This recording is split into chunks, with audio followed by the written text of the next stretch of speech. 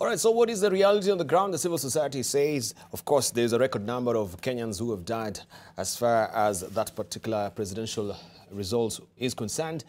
The National Cohesion and Integration Commission stoutly denies this, and so is the police. We want to hear from our panelists this morning, and allow me to introduce to you this morning the chair of Independent Policing Oversight Authority. This is Mr. Macharia Njeru. Also, we do have with us the Vice Chair of Kenya National Commission on Human Rights.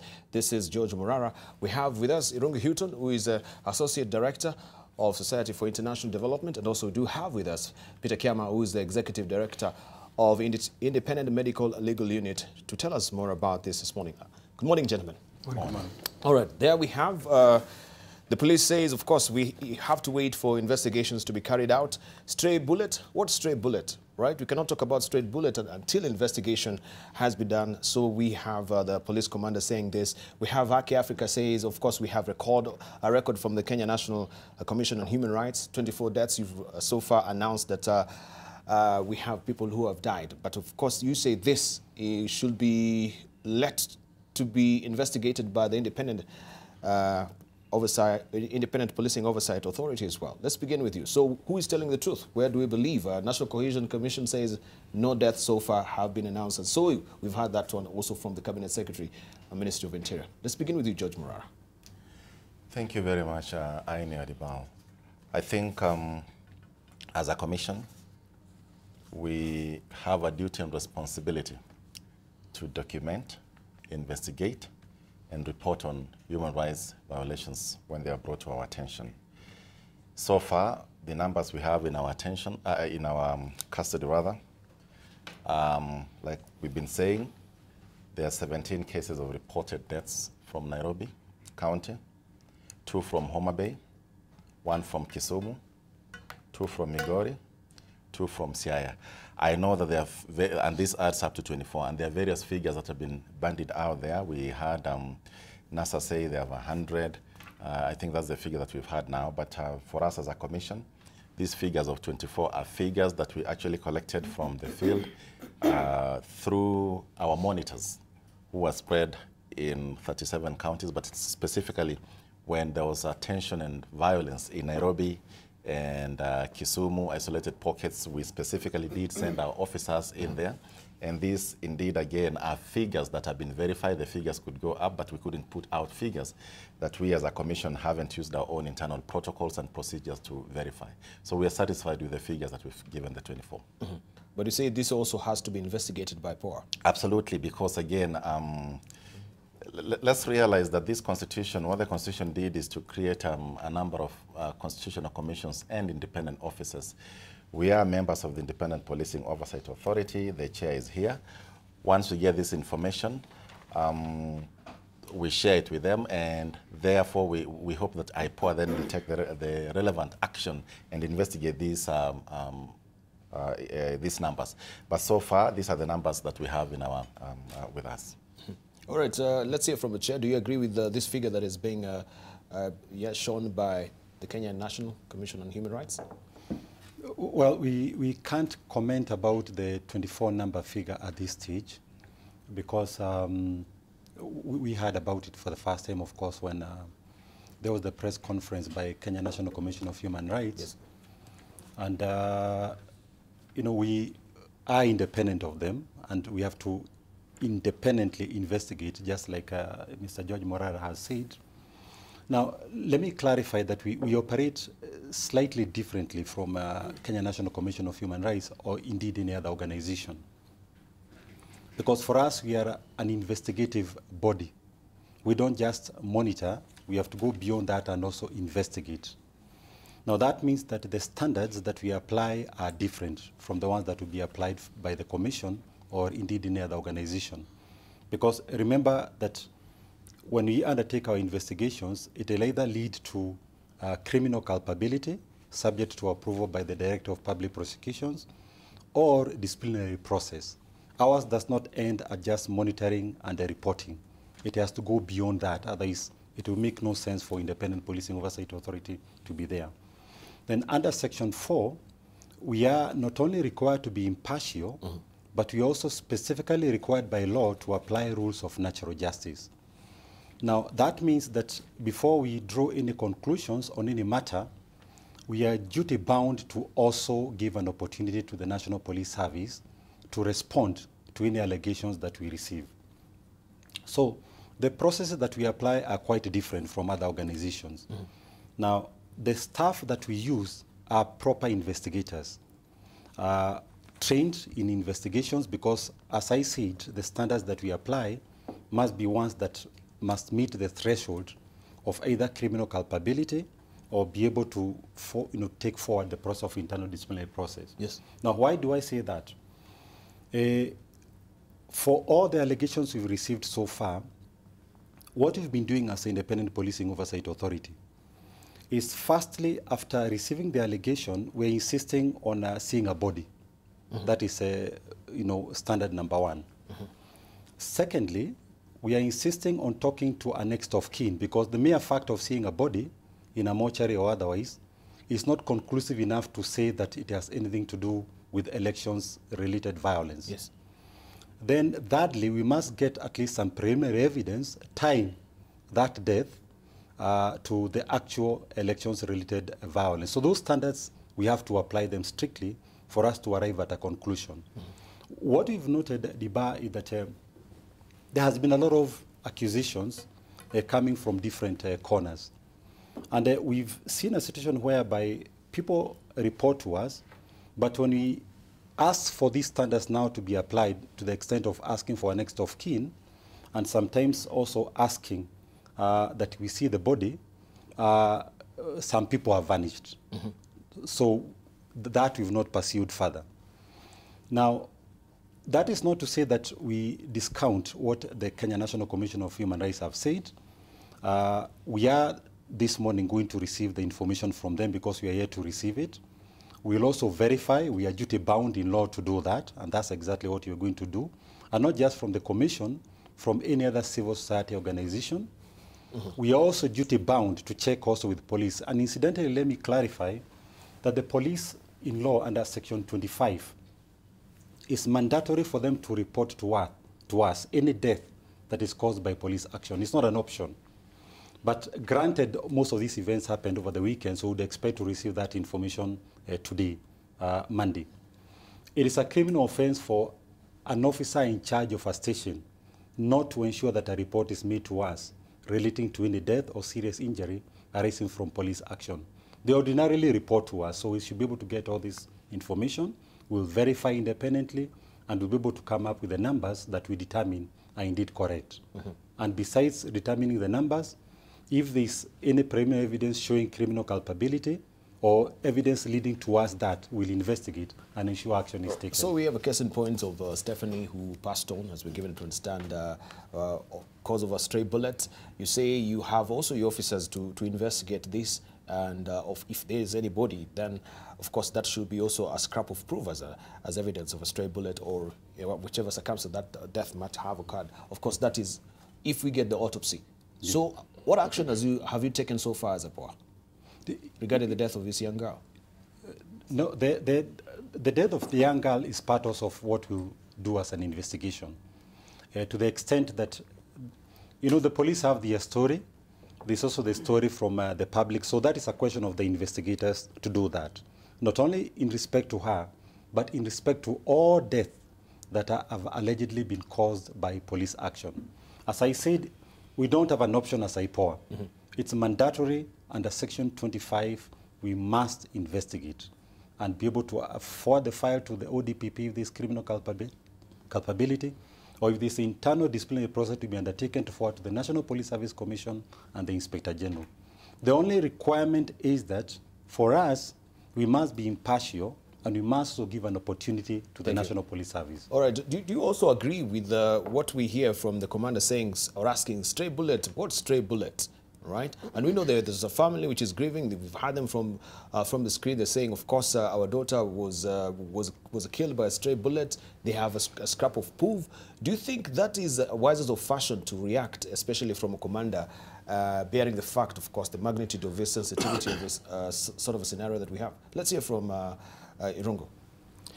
So I think first, Debal, this is a very sad morning. I mean, last night we spent quite many hours thinking and worrying for the people of Madare and Andorra and Kibra, and there was much on Twitter particularly in terms of what may be happening there. It's still unclear what has taken place. And I think in the case of poor Pendo and also Stephanie, we just have to kind of start with a sense of sorrow as a country that this could have reached this level.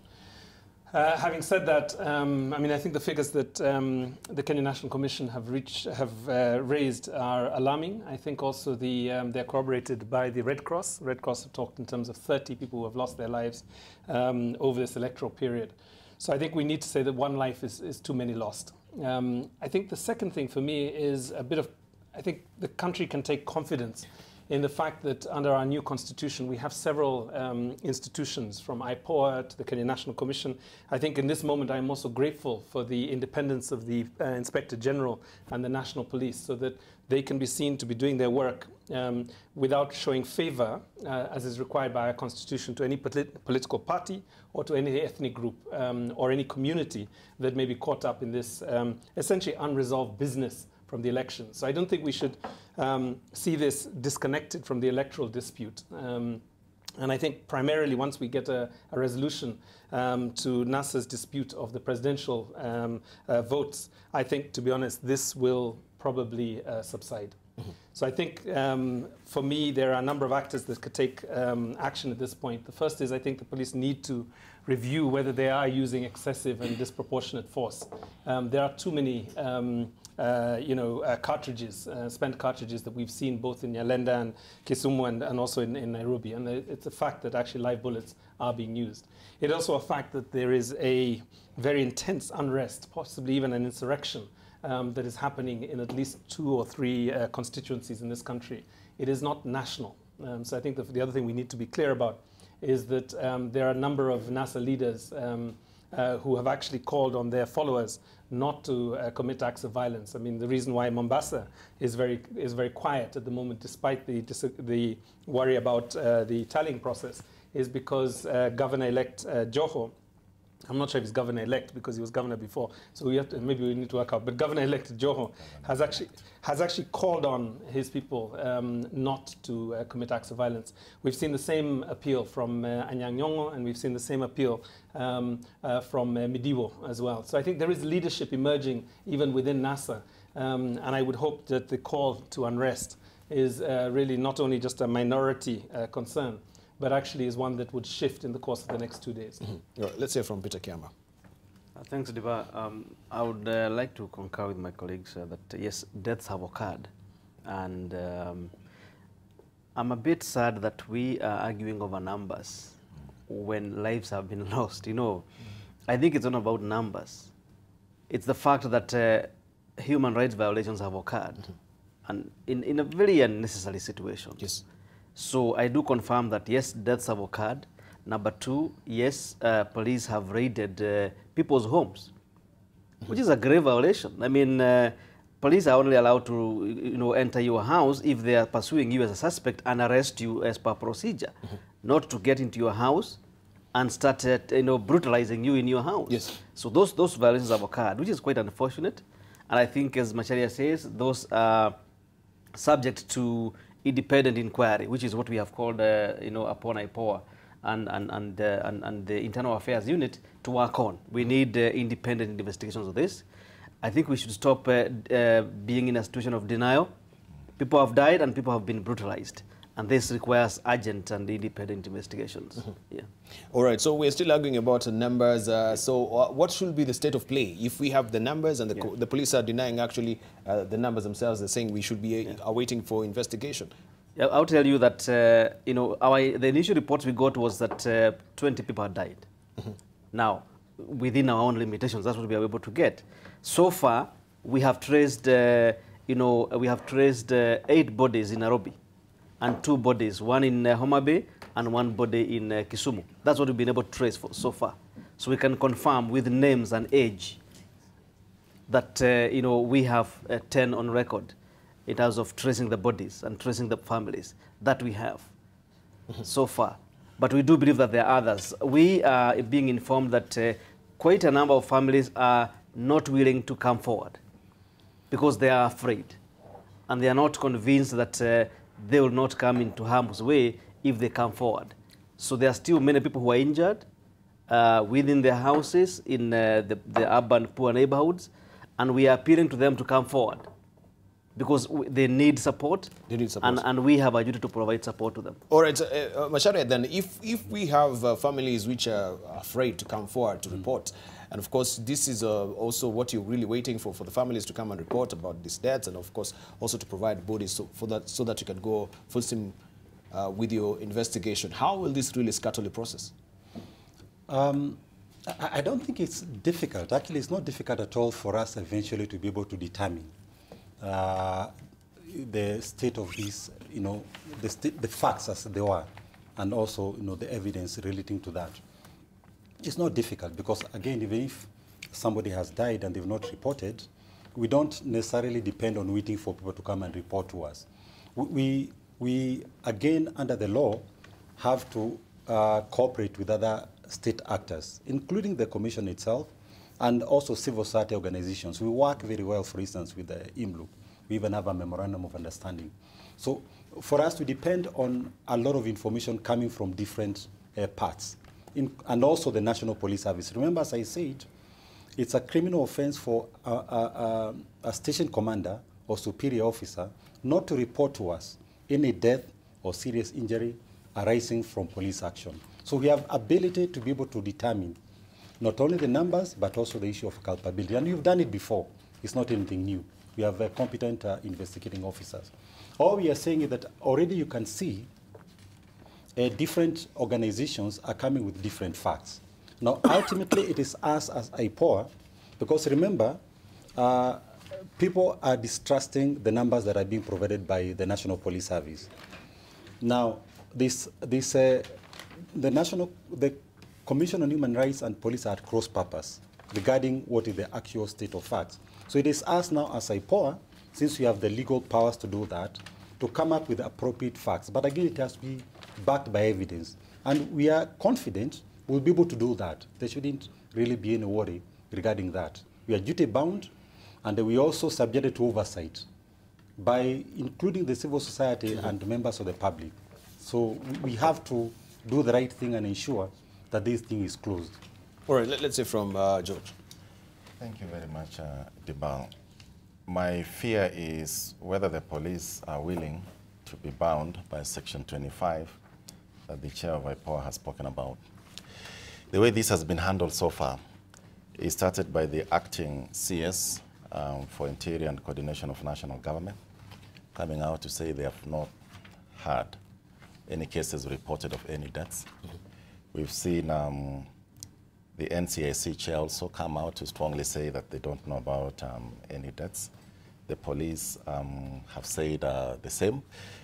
So I worry whether they're even willing to make reports in a manner that will actually then start bringing accountability to these matters. I want to agree with what the chair of IPOA said in terms of what is the minimum threshold. And for us, did we see bodies? Yes, we saw bodies. How many bodies did we see? The 24 that we've given. Have we spoken to with the next of kin? Yes, we have. We've spoken with some of the next of the kin, including the very unfortunate. Where did you see these bodies? In the mortuary? Well, yeah, we saw the bodies in the mortuary, and we've documented that. So all of them collectively, 24, were in the mortuary? All the cases. And let's be clear that the police have also said routinely, and we know this, routinely there are bodies collected from all over the place. So we have to make a distinction between the bodies that are collected as a result of the common thuggery, people being knocked down. We actually, we did that due diligence, and for us to come up with this information, including... So what due diligence did you do? I mean, how can you then... The way the bodies were... If it's not really, they've not really done the autopsy, how do you know? No, the due diligence is not to the level of the autopsy. The due diligence is to the level of actually verifying the preliminary facts that have been brought to our attention, and we hope that then these preliminary facts will be subjected to further scrutiny. But in terms of what the chair of IPOA was saying, is there evidence that these are election-related deaths? In the mortuary logs and all this, there is an entry to show who brought the bodies in, under what circumstances they were brought in, and all these issues have really been captured. So I really want to encourage us to move away from the first reaction of what we've seen so far from government, which is there is no death, those are common criminals, and even if they were common criminals really, the presumption of innocence until guilt is proven still stands. And we cannot say, therefore, that because there were criminals marauding and roaming around, it was fair game for police to shoot them. At the minimum, what we're asking, and we hope this will be done, is that in collaboration with IPOA and other relevant agencies, the ODPP, that we'll get to the bottom of this matter. But it's, I don't want it to be taken that we just came up with these numbers because somehow we are negligent and we don't have our own internal procedures to really say what we're saying here. All right, let's just rope in now. So Dr. Shema Chodha, who's just joined us this morning as well. Of course, we're looking at what has been touted to be extrajudicial killings from the police, the statement from the Ministry of Interior, of course, also from the National Commission and National Cohesion and Integration Commission as well, where they're starkly denying about, of course, people have been killed during this particular very tense times that we're in after the declaration of the presidency. Your reaction, sir? Debal, allow me to record my condolences and sympathies to the families, relatives, and friends of those who passed on. I hold the position it wasn't necessary. First, to lose Chris Msando. After we lost him, I think it was on this platform, we did request that hopefully no more Kenyan life is lost. I don't think it's justifiable under any circumstance. You start wondering, as a Christian, what benefit, what does it profit a man to gain the whole world but lose your soul? I don't think, if it means that Kenyans must die to get power or to retain power, then so be it. So I grieve with the families that have lost their loved ones. Sadly, as we are talking, I think there's still violence, even in this city. And I am hoping that particularly those who have access to the king, to the president, because I doubt if he's watching TV at this moment, but people are around him. Please pass this message to him that Kenya is bleeding and he needs to bring back together the country. He's the president of everyone. And to the opposition leadership, I must also record my equal concern. I must give due compliment to Professor Nyong'o, the governor-elect of Kisumu, and also Honorable Kalonzo Musyoka. He did call upon Kenyans, you go back to work, stay calm. We'll call you back if and when we need to. But that's not the message I'm getting from the leadership. That's not the message I'm getting from the NASA leader. That's not the message I'm getting from my good friend Orengo, whom we have been with in the gallows for quite a while. To be honest, I'm wondering what's really happening to Jim. Yesterday I got a call from a very good mutual friend, an advisor to the former President Thabo Mbeki. They didn't believe when they heard the words Orengo was uttering from those very respectable African stroke leaders of the world, even John Kerry. He said, what has become of Jim? So my plea is for calm. I like the call of NASA that people stay at home. Their supporters stay at home. It's a discretion people have. Picketing is allowed, I know, in the law. But particularly, I support non-violent picketing. And one way is those who want, let them stay at home. But then again, my word to them, those who choose to stay at home, is as long as they know where their livelihood is going to come from, let them stay at home.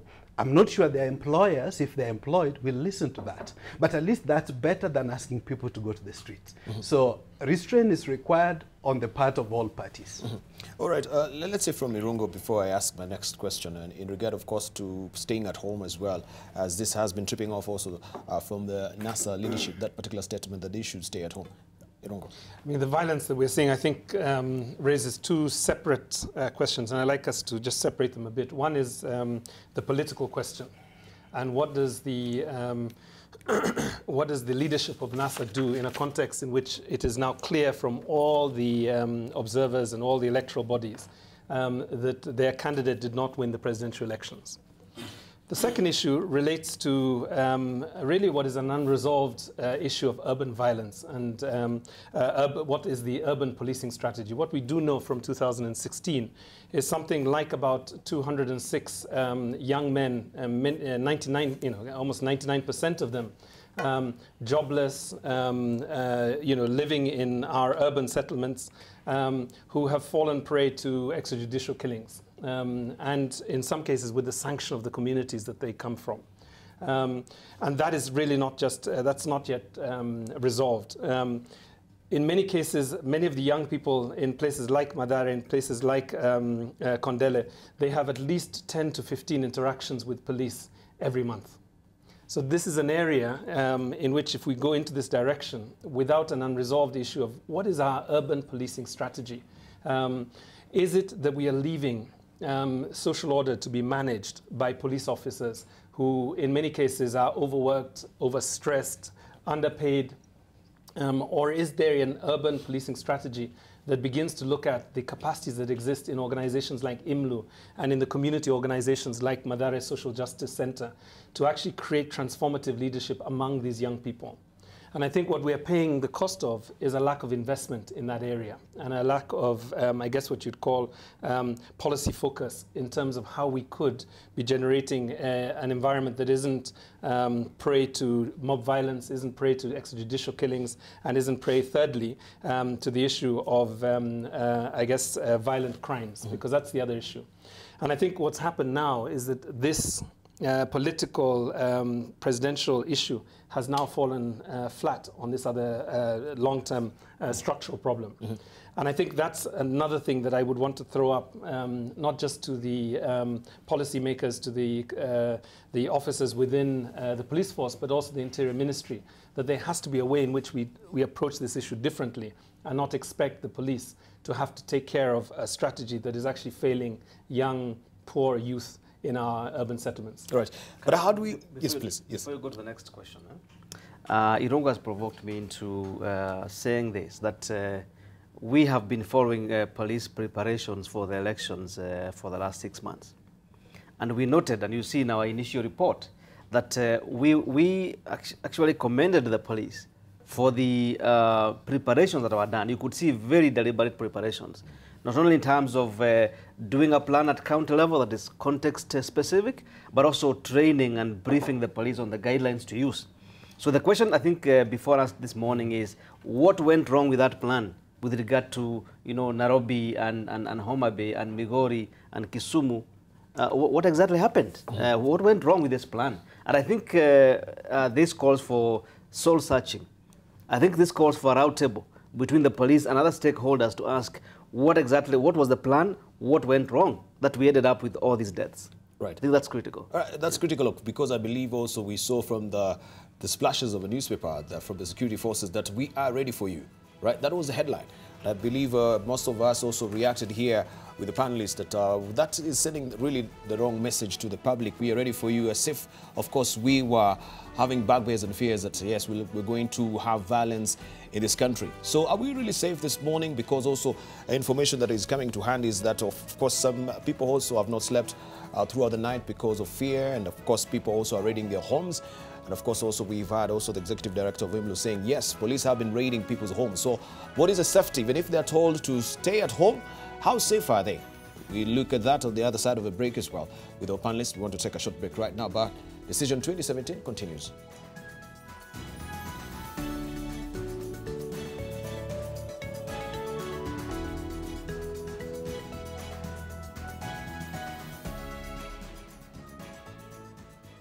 Let's continue with this conversation because, as we promised our viewers, we wanted to see. You've alluded to the fact that we saw, or you've seen policemen also invading the house of just private citizens who are having peaceful moments in their houses. Some of them were sleeping. And of course, we've seen videos which have gone really rival on social media as well. So even if they're told by the Right Honorable Raila Odinga and the upper reaches of NASA leadership, how secure are they in their houses if they're being hounded from their houses by the police themselves, Mr. Macharia?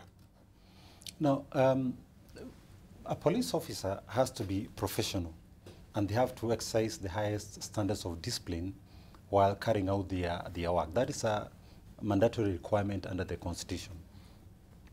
And there's no doubt that any officer who carries out their work outside the standard operating procedures or outside the legal framework would have to be subjected to criminal sanction.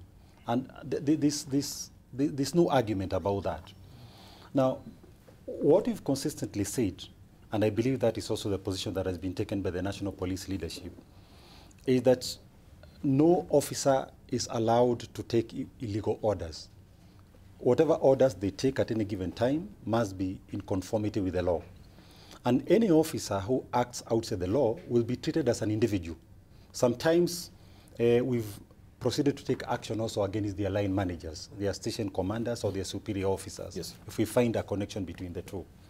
But having said that, Dibal, that we must also balance between what the police, the complaints that the police are also raising, because for us as an independent policing oversight authority, I need also to clarify that under Section 6 and 7 of our Act, we are duty-bound to take complaints from both the members of the public and also the members of the National Police Service. Mm-hmm.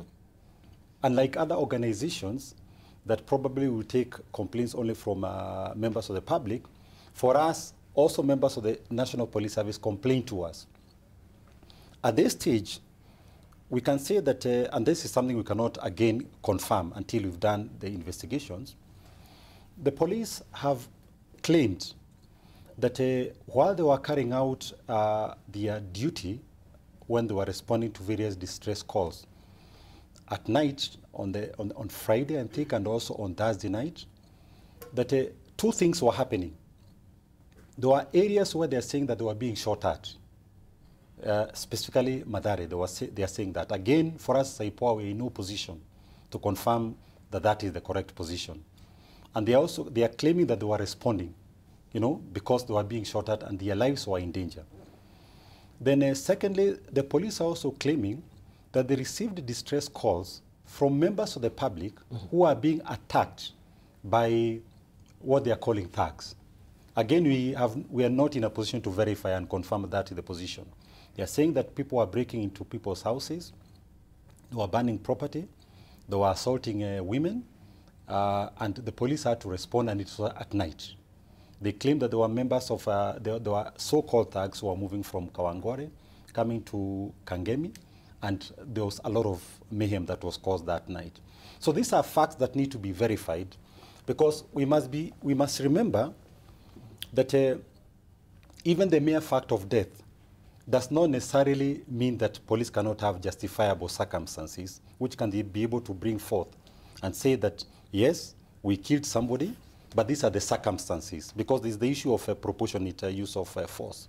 They are allowed actually to use firearms if their own lives are in danger, or if they are protecting members of the public from being killed or injured, or if there's a rampant damage to property and all that. They're allowed to use those firearms, but they must strictly conform to the tenets of Schedule 6. Schedule 6 is in a very detailed form in terms of the stages in which they'll be able to use that. So all these are issues that will have to be subjected to investigations, firstly, to determine the correct numbers, and which we can confirm to the members of the public that within the next few days, as IPOA, we'll also be able to determine independently. I believe before the end of this week, we should be able to say independently from our own investigations, these are the numbers that we've been able to determine. But we will not stop at that. We'll move to the next level to determine from these numbers what is possibly legally justified based on the evidence we collect, and what is not justified, so that we can take it now to full-scale investigations that will lead either to criminal culpability or internal disciplinary process. So we should be able to do all that. Right, I think what's been said now, I think, is also important, and another piece of the picture. Many of us are now increasingly worried about the language that we're seeing on the social media. There's a particular fellow who died 9 years ago in DRC, who recently died also in Kisumu, if we believe the photographs that have been circulated. And we're seeing many photographs, and I think both the Cabinet Secretary and the police have talked about this. But I think for those of us in civil society, we need to also raise this issue, that there is a level of irresponsible sharing of material and fake news that is being used to either whip up emotions or to demonstrate that violence is taking place wherein it is not. And I think that needs to be condemned as well. I think increasingly what I'm seeing is maturity within social media now, where people are actually using hashtags like fake news or fake photo alert. So there is a corrective, self-corrective action that's being taken by those people using social media to make sure that this happens. Hilton, before we get to social media, because I wanted to take further up this issue that Chairman was talking about. When the people who are in uniform, do we know if they're all policemen? That's a question I would want to be debunked. Secondly, personally, my own nephew was extracted from a home. He's normally not political, in Nyalenda in Kisumu. Mm-hmm. As we are talking, he's admitted in hospital, in what was used to be Russia Hospital. There were two of them. Pulled out of the home at night, 2 a.m. Yes. Apparently, the police or the people who were in uniform, assumed to be police, were chasing maybe people they had running battles with, who came behind the house where these guys were staying. Perhaps the police thought they entered this house. So they forced their way in and wake up these guys and took them to the road, tortured them. They came back, took them back, tortured them. They were found the next day helpless, and some good Samaritans took them to hospital. Now, these were innocent people. Obviously, I would be surprised if the chairman of IPOA would say that there are other instances when the police can shoot to kill or can kill. Mm-hmm. Personally, I don't buy into capital punishment. I do know the death sentence is still in our statutes. I'm one of those, even while as an MP, we did fight to get it out. I'm hoping that future parliaments will get it out from our statutes. The Bible says don't take anybody else's life. We have no reason and we have no authority over anybody else's life. But having said that, I also have a case of a friend, a good friend of mine, who was also in Kisumu on the fateful night. He happens to be Jubilee leaning and was staying in the house of a known Jubilee supporter. They were also attacked around the same time by people supposedly supporters of NASA, who knew that the house they're staying in belongs to a Jubilee supporter, official actually, so to speak. The whole house was burned down. The guys ran for their life. They were lucky to escape alive. But the report this guy was giving me was that we suspected that when there were gunshots, and they believed there are people who died, it was in the midst of the night, but they also seem to have had the feeling that some of the protagonists, both sides, that there are people who possibly were armed. Now, this is something that requires proper, probably independent investigations as to whether the police can independently investigate. I'm talking about Kisumu. I'm not even talking about the other places in Nairobi. Yes. So there has been that claim. And this claim comes from somebody I have a lot of respect with. And there's no reason, I don't see a reason why he would cheat on me and why he would create a story that I think some of these, the people who are demonstrating were armed. If that were the case, that needs to be brought to book. But finally... Sure, let me pick up on your point. I mean, I think what we have to recognize is that the situation is complex. There are many things happening at the same time. So if we get stuck in a narrative or a binary narrative that police are bad, community is good, we will not understand what's happening. So from an analysis point of view, what we need to understand is what are the triggers that are causing the violence that we're seeing at the moment. And some of them, yes, are excessive force. I think that is clear from the evidence that we've seen so far. What we're also seeing now is that there is provocation. There is, I think as IPO have said, there is cases where we are hearing that members of the community, not the community, but members of the community are essentially acting violently to the attempts by the police to restore order and I guess social order in the areas that we're seeing the violence.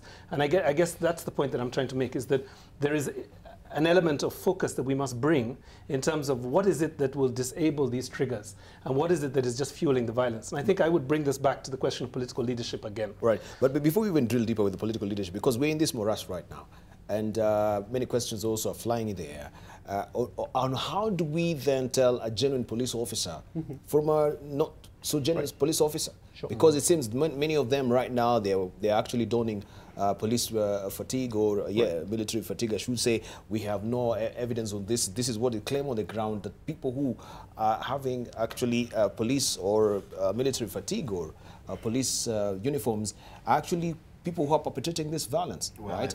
And we saw, because I also got an alert very early in the morning yesterday, of course, of a planned attacks and so far. We've gotten information, which is unverified right now, that people have not slept in some pockets of this country. Sure. In Mathare right now, people are crying, people are being raped. And they're saying, Lokasamas, people are not very sure if they'll go to work this morning.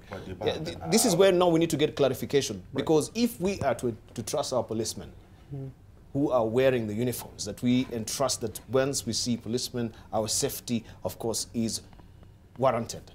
What I hope we are not experiencing, Dibal, is a case of a resurrection of many Waiganjos. Which will be a very appalling. Absolutely. Who almost ran, did he actually run in the end? I can't remember. So are we being told that our country is actually in a state whereby we have all these thousands of Waiganjos who are able to comfortably camouflage or blend in with the police? Because we know in some of these places, police have been deployed in large numbers. Yes. Now, if we can't tell the authentic quote-unquote police officers from these criminals, then that means we have a problem. And again, my understanding was part of the deployment which Kiama spoke about was undercover intelligence. We have police officers who've gone there. They may not actually be wearing a police uniform, but their work is to actually flash out all these elements. So again, it's very worrying what Daktari is saying and what even the chair is saying, that there could be elements of criminality, and we've actually even had those cases reported to us, including for our case, Daktari, we were being targeted. Some of actually our staff members were, three of them were attacked in Kibera on the basis that they were wearing the monitoring jackets, and so when somebody saw them, they thought these are the IBC guys who had stolen the election and all this. So as Irongo is saying, it's a complexity of issues, whereas in places like Kisumu, one of our monitors was attacked by people who now, from the way this conversation is going, you don't know whether they were police by virtue of the fact that they were just wearing police uniform. But the responsibility of maintaining law and order rests with our security apparatus, the legitimate ones. Sure. And I really hope that they use their own mechanisms, because they have that power to weed out the criminals from the law-abiding citizens and ensure that we don't have a free-for-all. Mr. Mashari, you want maybe to respond to this uniforms and yes. You see, we are not police officers in Independent Policing Oversight Authority, and we are not involved in the operations of the police other than, of course, monitoring. Of course, it would be sad, extremely sad if that were to be true, except that right now it's very difficult to know what is true, what is propaganda, etc., etc. So I think we would have to be careful not to draw conclusions without facts, without evidence. But I emphasize and say that any station commander or any police officer who would act outside the law would have to be dealt with accordingly. There's absolutely no doubt about that. Any officer who pulls out somebody from their house and attacks them, that's criminal, and is totally unwarranted, and would also be failing in our duty, for instance, as IPOA, if we have such evidence and we don't ensure that action is taken, because, as I said, that we are under legal obligation to also independently investigate these claims and ensure action is taken. And police have a lot of work to do in terms of gaining public trust and confidence. This we've said before, we have to restate it again, that in terms of gaining that trust and confidence, they still have a lot of work to do. But at the same time, we need to balance out and also hear them.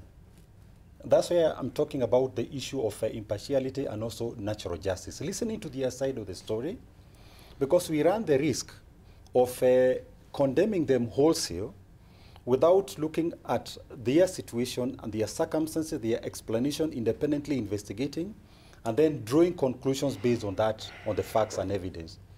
But that is not to say that police should be left to do as they wish in terms of causing all this mayhem and using excessive force. And to clarify what Mheshimiwa was saying, I did not say, let me not be taken to mean that I was justifying any killing. Of course, it can be justified. I was just clarifying that under Schedule 6, there are very clear circumstances under which a police officer can use firearms or use of force.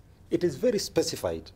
And if they're able to conform to that Schedule 6, which incidentally was the actors who were involved, included the civil society, in coming up with that Schedule 6. Peter Kiama was one of those actors, where it is specified, yes, you can use these instruments of violence, but these are the circumstances, which they would have to justify. If they are not able to justify that, obviously they would have to face the full force of the law. And there are many officers ourselves whom we've taken to court. And there's even officers who have been charged and convicted, senior officers, in cases that we did together with the civil society. It's on record. There are others who are facing charges, many of them, who are going through that, the motion of that process. And if they are found culpable, of course, they have to answer to it. Perhaps, Dabal, I apologize in case this has been raised before, but my understanding of crowd control, particularly if it's an unbecoming crowd, I would guess that the first thing a police officer would do is maybe use tear gas. I mean, well, even before tear gas, make a pronouncement that disperse. You're directed lawfully to disperse. And if they fail to do that, do tear gas. It's only that if that fails, for me the next thing would be to use rubber bullets if they have. The water cannons. Or water cannons. And then if that fails, if they must shoot live bullets, fire in the air to scare people off. I thought those are the things. And then finally, if they must arrest somebody, but that person is either threatening the life of the cop, and again, I agree with the chairman, we have also to be sensitive to the circumstances under which some of the police officers behave. So they are sometimes also under threat. When they are threatened, then if you have to shoot to disable, not to kill. But I am not aware, I'm not sure if there is any provision that allows police to shoot to kill. If that there is, then that needs to be looked at. Maybe the experts like Bwana Kiama need to look at things like that. All right, Mr. Kiama, of course, you've seen the evidence of police now breaking into people's houses, of course. Yes, your reaction? Yeah, let me say this, that I do agree it is a complex situation. I mean, it's not a straightforward situation when you have. But let me say two things. One, that I'm not here to condemn the police service wholesomely. Yes. But that does not mean that when I see violations, then I keep quiet. Sure. I think we have to affirm our constitution and our constitutional rights. And that's what we are saying. We need an independent inquiry on the incidences that have been reported of killings and brutality of the police. However, I watched TV and I have reports from monitors who tell me up until Friday night, the police did a very good job. And I think that will be in our final report. The preparations paid off. All those preparations that police did for the last 6 months paid off. We saw very good interactions. We saw OCSs and other OCPDs and others on the ground going to campaign meetings and going to other forums and interacting with the people very well and asking for partnership. So that we commend. And that's why I'm asking, what happened this night? Right. What happened on Friday night and Saturday morning? That we saw, some of the police behave quite brutally against the population. Sure. Now, so that needs to be looked into. So we are not saying that the entire police service is bad. Actually, we had over 150,000 officers on the ground, including prison officers and NYS. They were out there. They did a very good job to secure the vote in terms of the voting atmosphere. That went very well. So I think there's no doubt about that. Moving forward, I would look at one issue and ask, what happened to the Nyumba Kumi? What happened to Nyumba Kumi on Friday night and Saturday morning? Did the police go out there to reach out to the structures set up over the last few years to encourage them also to join the communities and try to, reduce the violence or discourage the youth or talk to the youth. We saw in one of our reports on Saturday morning, a sub-county commissioner in Nairobi actually going out without police officers and saying, guys, let's talk. What's the issue? Let's talk. This is our community. We've been working together before. Let's talk about this. I think we need to hear more of that. Right. Where it's not only about the gun, it's all other methods that we can use to ensure that we secure our safety and security. I think that has been missing a lot. You ask yourself, on Friday night, when the announcement was made, was there a mechanism that was triggered between the police and the community leaders, religious leaders, groups leaders on the ground, youth leaders who are very active in peace messaging? Was there a call out to them and say, hey guys, check out your neighborhood? Talk to your people. Did that happen? I don't know. Maybe we need to hear more about that. That's why I'm saying that a round table will be required to ask what went wrong. Right. So that then we don't repeat the same thing. Because it seems now we have this seesaw. The youth go out, the police start shooting. So it's almost like expected. Right. So I think we need to move away from that, out of the box, and ask, is there a way we can interact with these situations in a different manner? And I do believe there are. And the law and the Constitution allows us those other avenues to deal with these things. All right, we're not really surprised. And of course, also, the police shouldn't be surprised that we had the National Cohesion and Integration Commission and other organizations also raising red flag about the hotspots in this country. First of all, the question is, did we react in the wisest of fashion? That is what I'm asking, first of all. Because when we saw the deployment of all these water cannons and all these military, or not really the weapons that were sent to these particular hotspots, did we send the right message, even when we relayed it on media, that we are ready for you? Right? Were we setting up people, yes, saying, of course, we expect this will happen, and we are ready for you? Or maybe we could have used another way to engage the communities that we thought that these particular areas were hotspots. So did we prepare ourselves adequately, and did we react in a way that it is not really combative? I think your point really asks the question, what is the major trigger for the violence that we are seeing? And I think, this is controversial, and there may not be one agreement on this issue. But in my opinion, the trigger for this is statements by the leader of NASA that the election has been stolen, a lack of justification for how it was stolen, what was the mechanism within which it was used, what are the mechanisms that were used to steal this election, and an appeal to followers, and if I can quote Jim, also somebody I respect very highly, to appeal to the court of public opinion. And what has actually happened is the court of public opinion that they are now appealing to is about 700,000 people, probably in two parts of the country. I mean, these are essentially two constituencies that they've appealed to.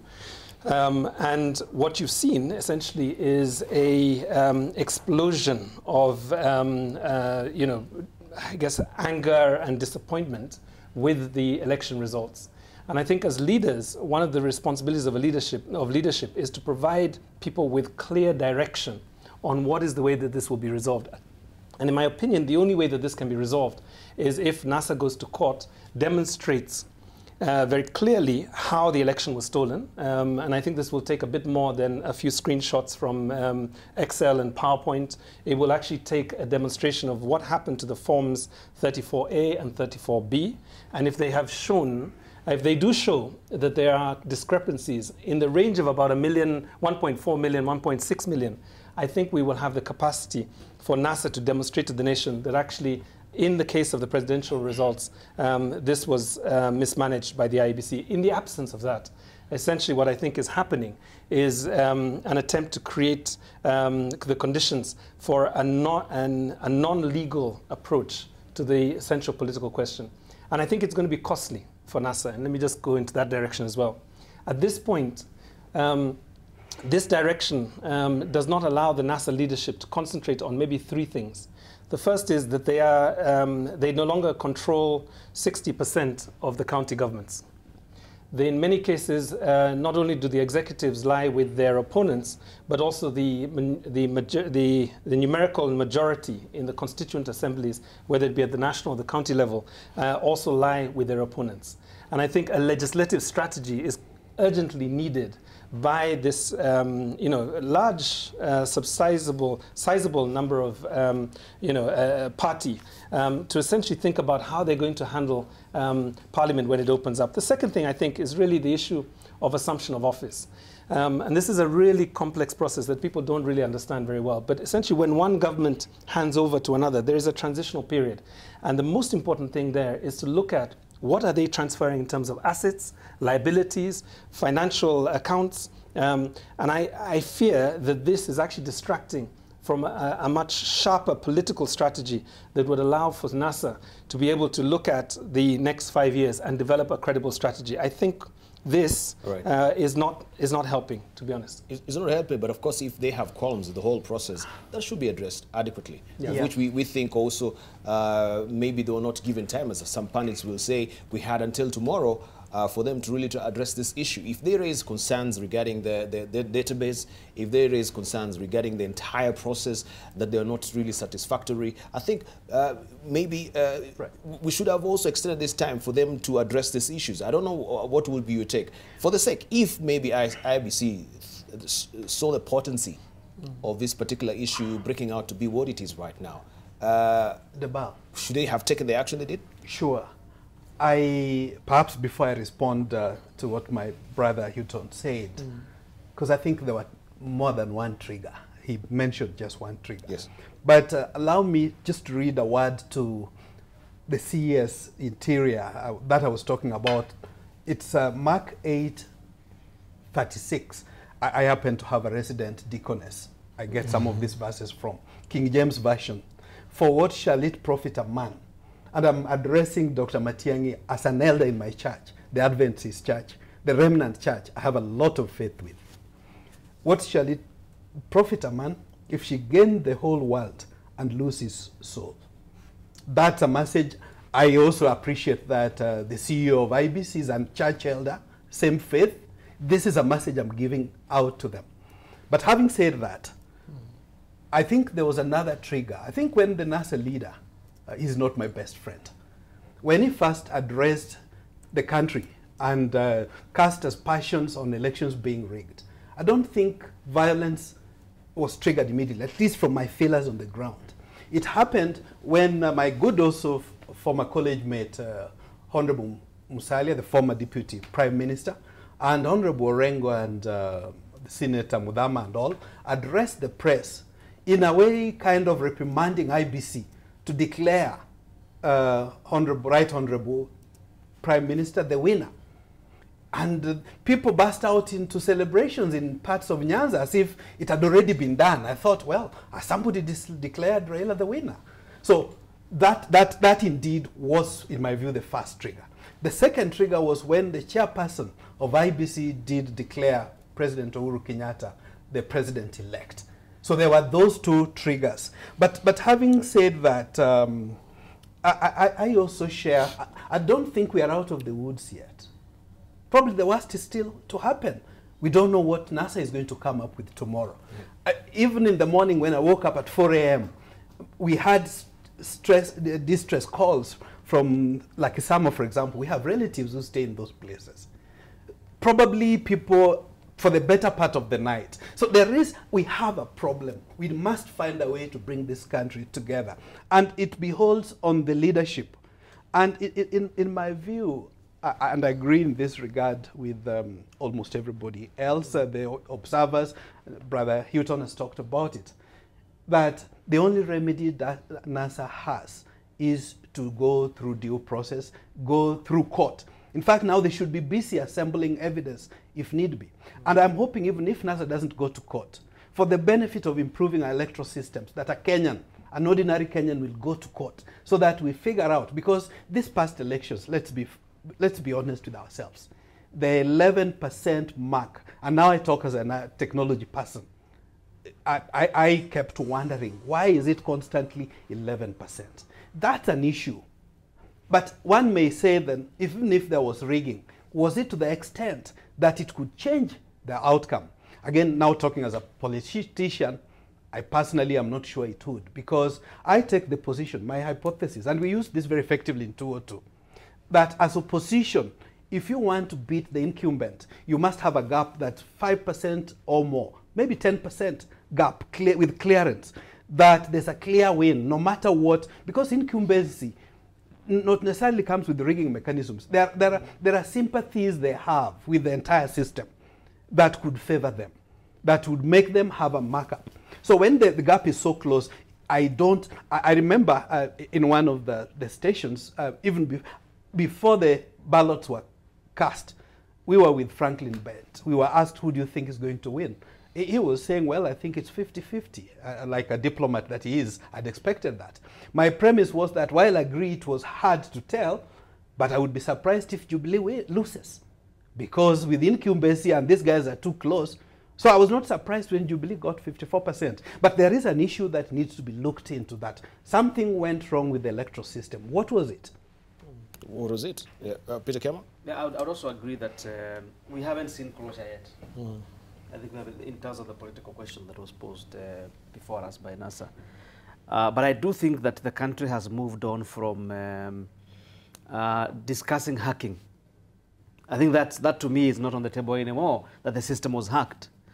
Because we proceeded then, once that claim was made, it completely discredited the KIMS system of transmitting results. And therefore, we reverted to the manual, which was Form 34A and Form 34B. And therefore, I do believe that IEBC declared the results based on those two forms. So I do still believe that IEBC owes us a closure in terms of delivering all Form 34As and delivering all Form 34Bs.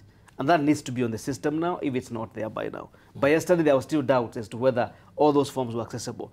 I think that closure needs to be done, so that then anybody who wants to do an audit can do an audit of 34A and 34B.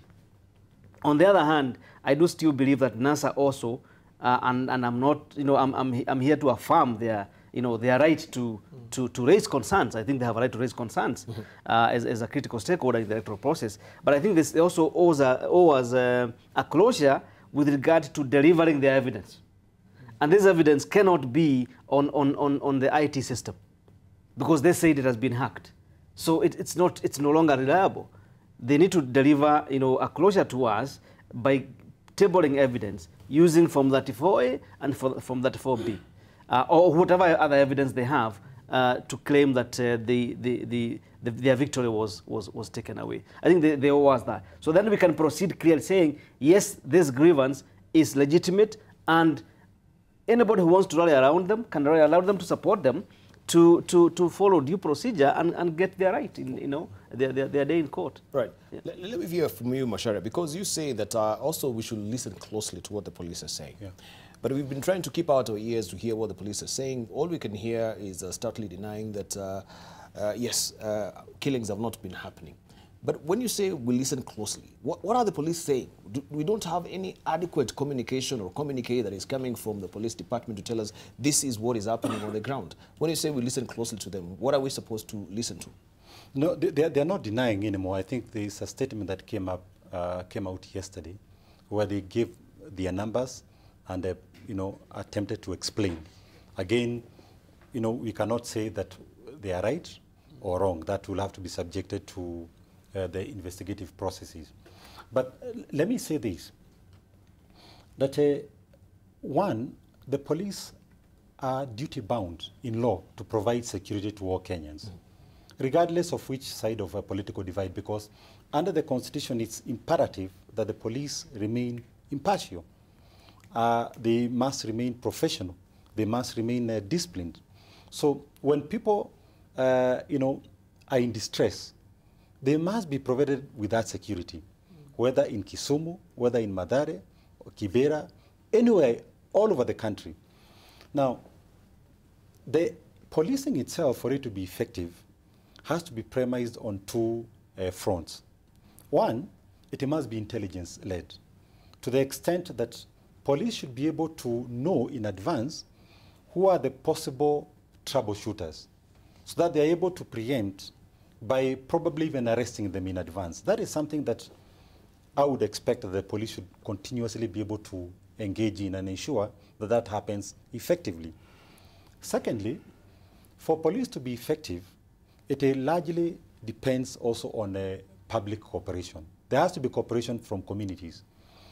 The father of policing, Sir Robert Peel, the person actually who is credited with creating the most effective policing service, the one of the UK, was very clear that police are public and public are police.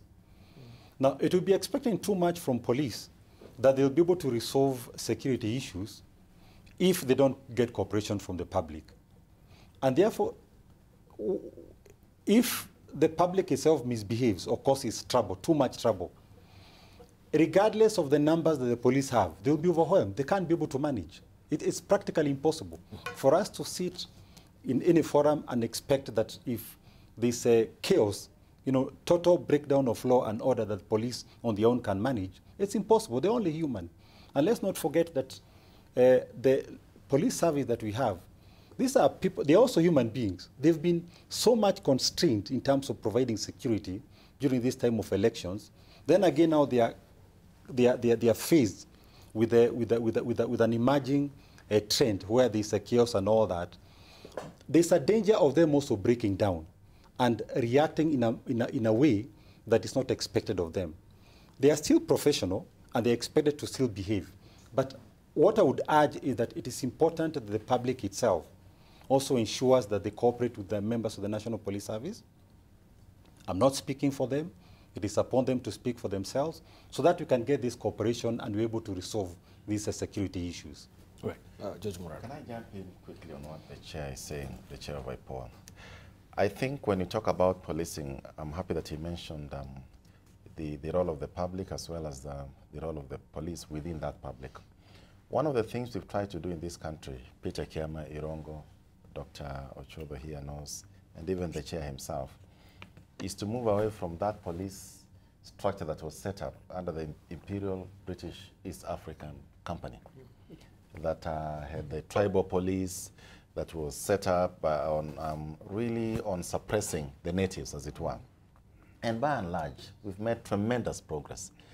As a commission, we are very happy about the role that we've played, including our very instrumental role in the task force that was set up by Philip Ransley, that we call the police, the Bible, if you will, or Quran of police reforms, that actually gave birth to institutions like IPOA, the National Police Service Commission, the IGP, and all this. So when we talk about policing, we are looking at not only the demand side of policing, we are not only asking the police, don't do this, don't do that, and ABCD, but we're also looking at the supply side, issues to do with their welfare, their housing, and all that. And I totally agree with the chair that sometimes the police work under fairly difficult circumstances. In fact, during this election period, we had cases somewhere like in Nairobi river area rather, where when there were cases of crowd stampede, and the police were called in to bring about some order. Some of the police officers complained that they had not eaten for about 18 hours or so. They had been deployed. They were not given any allowance. They were given what you call buffalo, namaziwa, just bread and milk. Right. So they have legitimate issues. When we send them out there for operations, are we sending them out there in an environment that allows them to discharge their duties and responsibility in what is humanly possible? So I really wanted us to, join in agreeing with what the chair said, that indeed police sometimes do work under very difficult circumstances, but the most important thing for me and for us as a commission is how then do we move and implement, for example, the full recommendations of the Ransley. And the most unfortunate thing that has happened this time around, which is around crowd control, we've been working very closely with the Inspector General of Police. Can we then start setting guidelines on policing peaceful assemblies so that Article 37 of our Constitution, which has not been suspended, is actually, we breathe life into that article so that we do not tell Kenyans you cannot go out there and demonstrate and picket, but at the same time we tell them when you go out there to demonstrate and picket, you're doing that within these guidelines. And I hope that we're going to conclude that fairly soon with the police. And also to pick on what you just said, Picketing and demonstrations, protests, and all that, they are guaranteed in law, and it is not an option that the police. It is not upon them to decide to give people that right or not. It is guaranteed, except that there's a process in terms of notifying the police so that they're able to provide security and all that. But we must distinguish that from acts of lawlessness happening at night. That's now not picketing. Because also there's reasonable hours within which picketing and the demonstration and all that would happen. And why I'm saying this is because of this complaint by the police that they're also responding to distress calls at night, where people are being attacked. And this, we've been able to preliminarily at least be able to verify that there were indeed attacks that were happening at night, people being assaulted, people being stolen from at night. So that is very different from picketing and demonstrating and protesting during the daytime upon due notification to the police. Because if that police were to take away, obviously they would be on the wrong side of the law. But what we cannot excuse at all, under any stretch of imagination, is police breaking into people's houses and pulling them out and beating them up. Right. There's no justification at all for that. What again cannot be excused under any argument at all is people calling for protection from police service and then police not responding. They must do that because otherwise they will be failing in their primary duty to provide security to all. So we must, I think what we need to do, even as we are putting up all these arguments and narratives, is to distinguish the different circumstances under which, and it's the reason why I'm emphasizing that it is very important, even as we condemn the police, that we must also listen to them and understand the circumstances under which all these events happened, so that we're able to segregate and remove the bad apples, ensure that action is taken against them so that the right message is sent, that this cannot be tolerated, but at the same time be able now to dissuade members of the public from believing that the National Police Service, the entire National Police Service, was out to harm them. Can I come in there on the issue of supporting the police? I do believe I earlier called for the public to come out and report violations. I think it's also important for us to recognize the role of the public to support police in addressing criminal activity. And in this particular instance, on Friday night and Saturday morning, there's clear evidence of criminal activity by the public. And I do think that the public or the police, a duty to come forward and say, we do know criminal elements who burned down kiosks, who burned down Huduma, this clinic for mothers in Kibera, Beyond Zero. I think somebody needs to be held responsible for that. Otherwise, what will happen is the next round of protest, another Beyond Zero will be banned. So I do believe that we owe the police in terms of coming forward and saying, we do know who did this, who mobilized for criminal activity and who actually perpetrated criminal activity. I think we do need that to be investigated. We cannot just wish it away and say, oh, so it was within political circumstances, so we excuse them. Criminal activity cannot be excused under any circumstances, regardless of who is committing it. So even as we point out at the police abuses, we also need to tell the public they have a responsibility to respect property and other people's rights. And therefore, the need for them to come forward and support the police in providing evidence. I do hope that the elders within, within Kibera, for example, or Mathare, where the property was destroyed, will come forward and help get these youth and get them prosecuted, whoever committed those criminal activities. So I think we do need that in terms of the partnership between us and the police. All right, let's hear from Dr. Shemocho. Debal, I think what my brother is saying is pertinent, but in the circumstances when people are still grieving and hurting, maybe not just right yet, but ultimately that's the right thing to do. But having said that, I wanted to pay special tribute to these 4 brothers of mine, and their institutions in particular, that at great risk to themselves, they have stood out to do quite outstanding things. When you find government institutions coming out to say, this is not right, or IMLO for what it has done over the years, I pay special commendation to them. having said that, allow me also to mention, although I talked earlier on of my good former colleague, Honorable Musalia, I must also give him credit. They seem to have been missing in action their NASA principles over the past few days. I'm greatly looking forward to how they'll behave if they turn up at tomorrow's called meeting of NASA. Are they going to take the route that have known them of reconciliation, of going through what the law, the dictates of the law says, or they are going to take a kind of different route? I'm really looking forward to see what Isaac Ruto and Kalonzo and Wetangula and all the others, if they come out, they need to come out and tell their supporters that it's not only 1 or 2 people that are talking for NASA. Because I want to see a more reconciliatory chord being struck. President-elect Uhuru Kenyatta did send out a hand of friendship to the competitor, the worthy competitor. Of course, I would have issues of authenticity of that. Does he mean it? Because this has happened before. But let's assume for a change that he meant it this time round. I would expect that the Right Honorable would also take it up for the benefit of his followers, if not for anything else.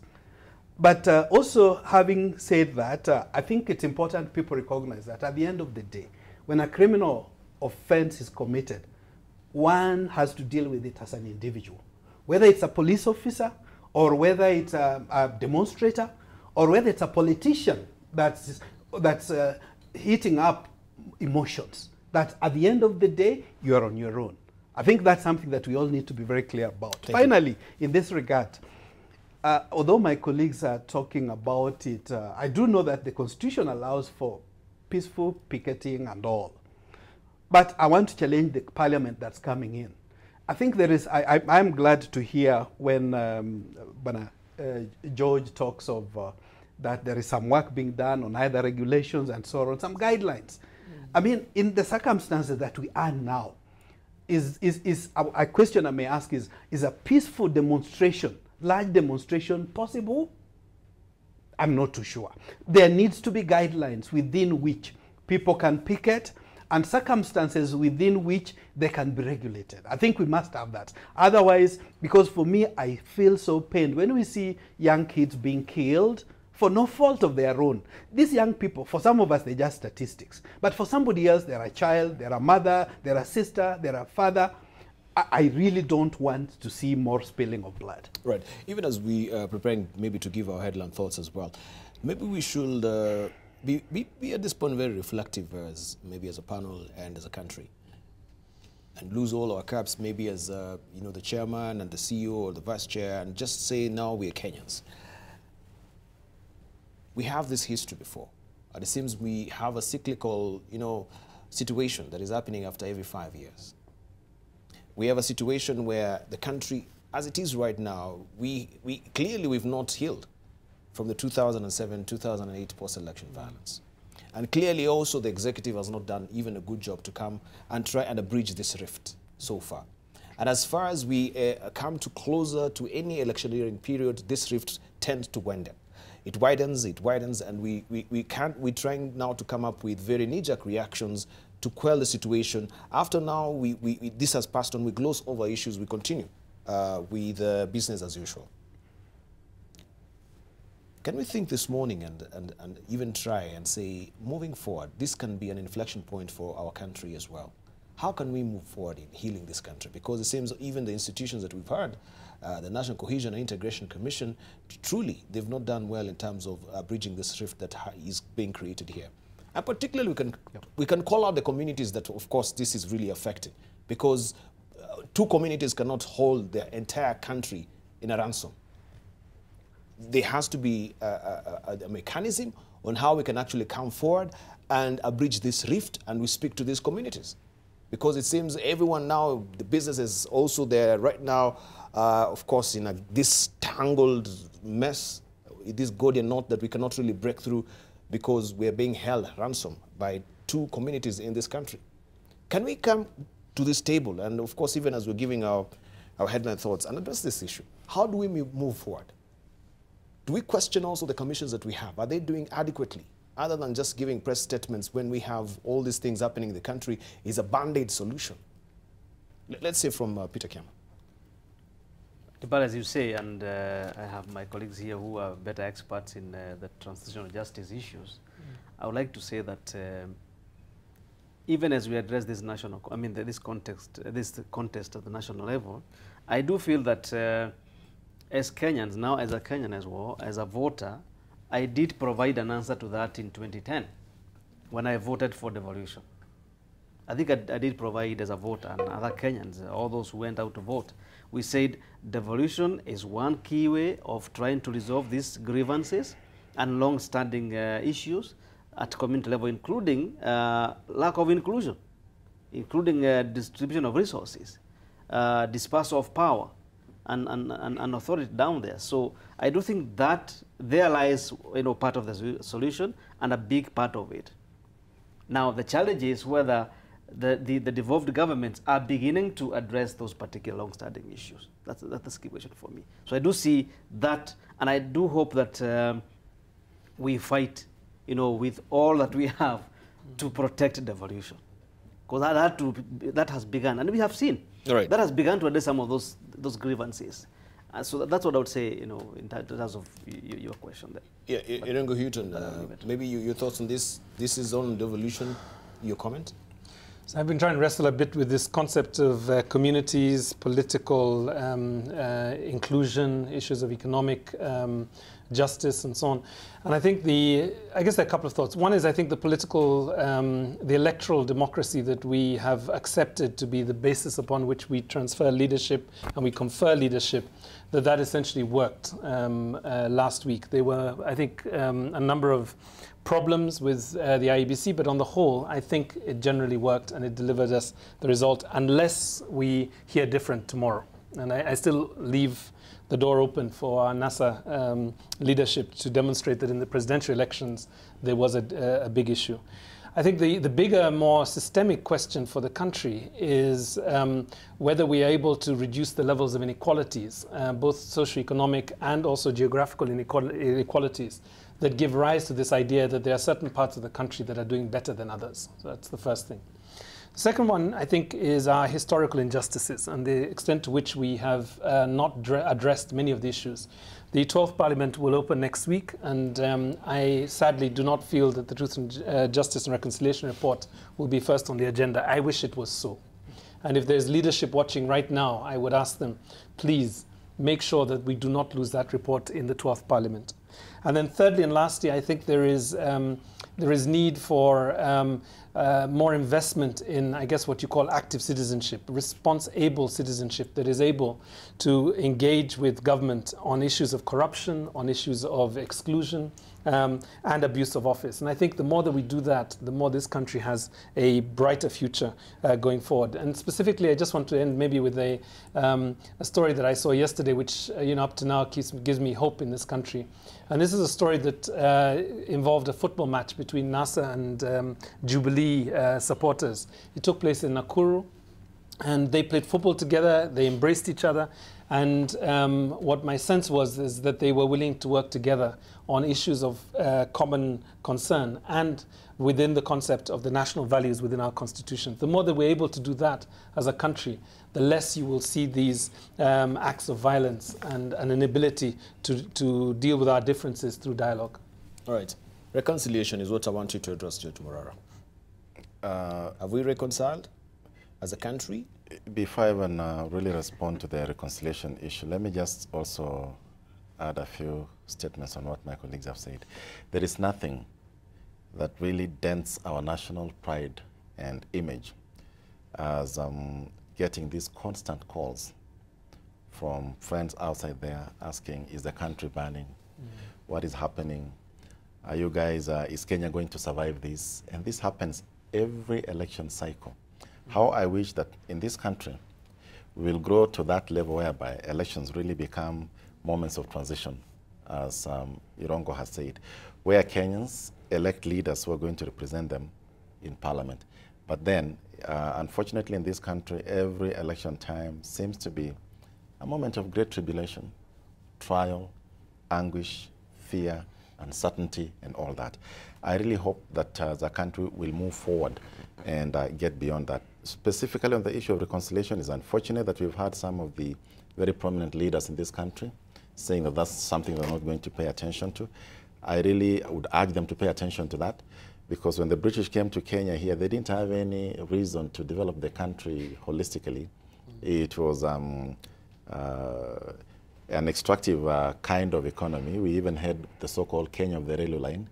I really hope that through the reconciliation process and other development processes that are inclusive, that in this country, every Kenyan, wherever they live, and wherever they are within the boundaries of this nation, will actually come to believe that this country offers them something, that they too can offer this country something. As I've said before, let's give Kenyans a reason to really want to defend and die for this country, as opposed to giving them reasons to want to tear it apart. Thank you. Mashara. Well, for me, of course, I have to keep restricting myself to matters of policing, because that's where we fall, except to say that, see, the problem that we will continuously have is not being responsible at individual level, each one of us in our own way. And in fact, I dare say that even some of the issues that you find in the National Police Service are not very different from what you find even in institutions, including corporate bodies, a lack of professionalism and all that. So it's not something that you would say, if we were to really be honest with ourselves, that is totally unique to the National Police Service. The only difference is that the National Police Service is more at play because they have the guns, they have the power. So for that, we expect them to uphold higher standards. But we must also question ourselves. So it's the issue of us becoming responsible, particularly the people with better knowledge, because the problem is that when people with better knowledge engage in unlawful activities, it becomes even more difficult, particularly for the members of the National Police Service, because they come at the tail end where they have to clean up the mess, which has been caused, by other people. But we must really remember as a country that ours, in as much as we may continue claiming that we are making so much progress, we are still a small economy that is quite vulnerable. And these kind of events, when they take too long to be sorted out, they have an impact on the economy and ultimately on the lives of citizens. So you must remember that for us to ensure that does not happen, we be responsible enough to ensure that issues are resolved within the confines of the law. And that therefore means that we must have respect for the institutions, we must have regard for the rule of law, so that whatever we are doing is within that legal framework. But the institutions themselves must also be able to inspire confidence. Thank you. And that means that we must conduct ourselves, for those of us who are in institutions, with highest ethical standards. Dr. Shamuchogo, very briefly.